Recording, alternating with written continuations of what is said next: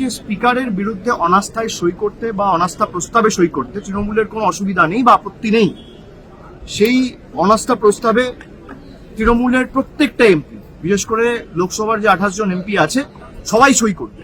কিন্তু আমাদের বক্তব্য যে আগে অনাস্থা প্রস্তাব আনার আগে একটা চিঠি যৌথভাবে প্রত্যেকটা রাজনৈতিক দল যারা ইন্ডিয়া অ্যালায়েন্সের শরিক, তারা সবাই মিলে সই করে স্বাক্ষর করে একটা চিঠি লোকসভার স্পিকার বা অধ্যক্ষের কাছে জমা করুক, যে 4টে পয়েন্টের বেসিসে আর্গুমেন্ট করা হচ্ছে। ওই 4টে পয়েন্টের বেসিসে যেমন কংগ্রেসের 8 জন এমপিকে সাসপেন্ড করা হয়েছে, তাদের সাসপেনশন রিকনসিডার করার জন্য বা তাদের সাসপেনশন রিভোক করার জন্য, রিকনসিডার করার জন্য একটা অ্যাপিল স্পিকারের কাছে করা যেতে পারে।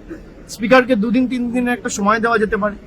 যদি কোনো ব্যবস্থা স্পিকার তার তরফ থেকে না নেয় বা আমরা যে দাবিগুলো তুলছি সেই 4টে দাবির মধ্যে যদি আমরা কোনো সদুত্তর না পাই, তাহলে ধরুন আজকে সোমবার, আজকে মঙ্গলবার, আজকে আপনি একটা চিঠি জমা করলেন, মঙ্গল বুধ বৃহস্পতি আপনি সময় দিয়ে দিন।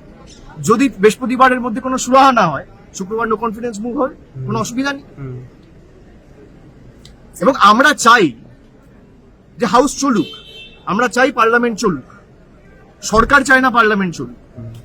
আজকে 2বার হাউস ইতিমধ্যে অ্যাডজার্ন হয়েছে, স্পিকার একবার হাউসে কিন্তু আসেনি, চেয়ারে বসেনি। কালকে 2টোর সময় হাউস অ্যাডজার্ন করে দিয়েছে, আজ সকাল 11টা অব্দি। আপনার যদি মানসিকতা থাকে হাউস চালানোর, তাহলে আপনি 18 ঘন্টা 19 ঘন্টা 20 ঘন্টার জন্য হাউস মুলতুবি করবেন কেন? আপনারও তো দায় দায়িত্ব আছে, হাউস চালানোর দায় দায়িত্ব তো সরকারের। আমরা চাই জেনারেল বাজেট নিয়ে ডিসকাশন হোক। দেশের মানুষ আমাদের এখানে পাঠিয়েছে কথা বলতে, সরকার হাউস চালাতে চায় না, তাদের প্রতিনিধিত্ব করতে। সাংসদরা আসে কোয়েশ্চেন আওয়ারে কোয়েশ্চেন করবে, 0 আওয়ারে তাদের ইস্যুগুলো দাবি দাওয়াগুলো তুলবে। কেউ সেই সুযোগগুলো পাচ্ছে না, তার কোনো সরকারই চায় না হাউস চলুক।